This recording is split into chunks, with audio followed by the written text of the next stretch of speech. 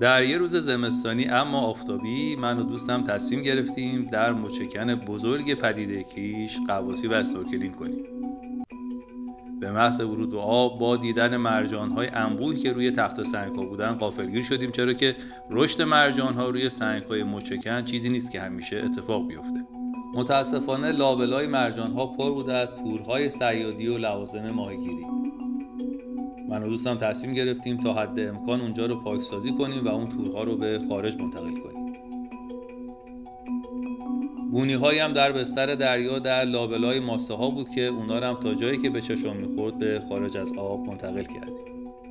یکی از مسئولیت‌های مهم ما مدرسین غواصی مراقبت از محیط زیست دریایی و آموزش این مورد در هر فرصتی به دیگران از جمله هنرجویان. اینجا همه مچکنای ساحل پدیده هستیم. علاوه بر اینکه مرجان‌های خیلی زیادی اینجا هست، انواع آبزیان هستن و خب تورهای ماهیگیری و قلابای رها شده و اینجا یه خرچنگ لابلای که از این تورها گیر افتاده که من و دوستم سعی می‌کنیم اگر بشه هم تور رو اونجا در بیاریم هم خرچنگ رو آزاد کنیم. جدا کردن تورها از سنگ‌ها آسون نبود و در عین حال می‌خواستیم اون خرچنگ کوچولو رو هم از اونجا آزاد کنیم که در تورها نمیره.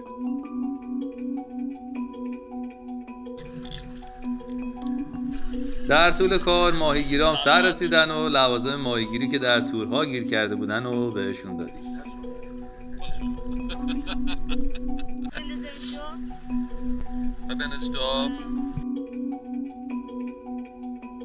پایان کارمون با دیدن خرچنگ کوچولو که در حال خوردن توتیایی بود که براش باز کرده بودیم روز ما رو کامل کرد و خاطره قشنگی رو برای ما ساخت.